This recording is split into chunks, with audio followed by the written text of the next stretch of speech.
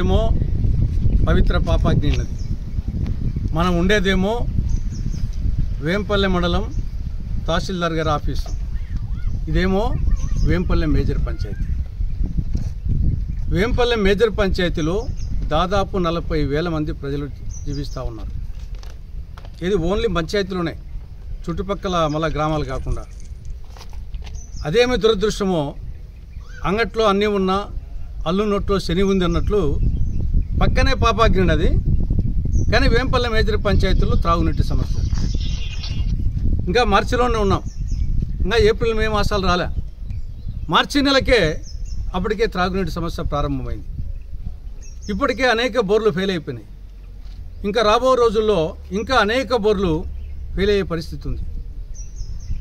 కాబట్టి త్రాగునీటి సమస్య చాలా జటిలమైపోయే పరిస్థితి ఉంది.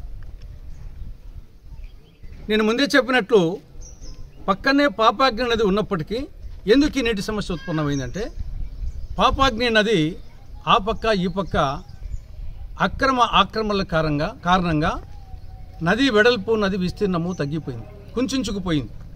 చిన్న ఒక వాగు అయిపోయింది. ఇది నది కాకుండా వాగు అయిపోయింది.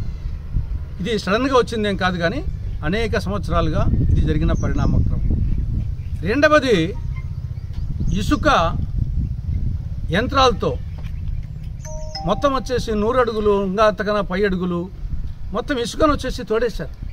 నదీ గర్భంలో ఇసుక అనేది లేకుండా చేసేసారు. ఇది రెండవది.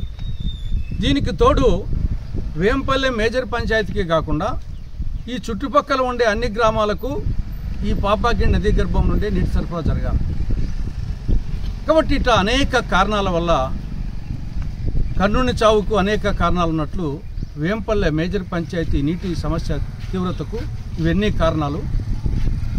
ముందు జాగ్రత్తల చర్యలు తీసుకోకుండా పోతే ఈ మార్చి చివరిలోన ఏప్రిల్ మే మాసాల్లో చాలా జటిలమైన సమస్య అవుతుంది. కాబట్టి వేంపల్లె తహసీల్దార్ గారిని ముందు జాగ్రత్త చర్యలు తీసుకోవాల్సిందిగా ఆయనకు ఒక వినతి పత్రము ఈరోజు కాంగ్రెస్ పార్టీ ఆధ్వర్యాన ఇవ్వడం జరిగింది.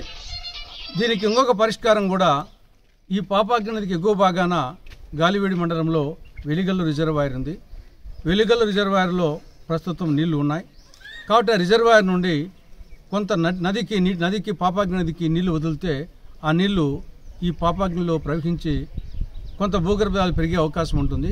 కాబట్టి అన్ని కోణాల్లో కూడా ఆలోచించి ముందు జాగ్రత్త చర్య తీసుకోవాలని ఈరోజు కాంగ్రెస్ పార్టీ ఆధ్వర్యాన ఎంఆర్ఓ గారికి, తహసీల్దార్ గారికి వినతి పత్రం ఇవ్వడం జరిగింది. స్థానిక ఎంఆర్ఓ ఆఫీస్కి వచ్చి ఒక మెమండో ఇవ్వడం జరిగింది. దాని యొక్క ముఖ్య ఉద్దేశం పాపాగ్ని నదిని కాపాడుకోవడమే దాని యొక్క ముఖ్య ఉద్దేశం. దాని ద్వారా వేంపల్లె మండల ప్రజానికి వాటర్ అందకపోవడం ముఖ్య కారణం. పాపాగ్ని నది చుట్టుపక్క మొత్తం ప్రాంతాన్ని ఆక్యుపై చేయడం ఒకటి, 2 1000 అడుగుల పైన ఇసుకను ఇష్టాచారంగా తోలుకోవడం ఒకటి.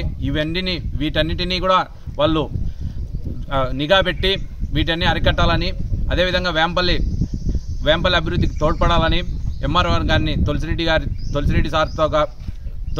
సార్తో పాటు మండలాధ్యక్షుడు రామకృష్ణతో కలుపుకొని మండల నాయకులతో ఎంఆర్ఓ గారిని కలిసి ఒక రిప్రజెంటేటివ్ సంప్రదించడం జరిగింది. ఆయన కూడా సానుకూలంగా స్పందించడం జరిగింది. పాపాగ్ని నది కోసం ఆయన కూడా నిఘా పెడతా అని తెలియజేయడం జరిగింది. ఇప్పుడు ప్రశ్న ఉద్దేశించి గౌరవనీయులు మాజీ MP, Rajya Sabha MP, PCC media cell chairman doctor Narreddy Tulasireddy garu మాట్లాడతారు.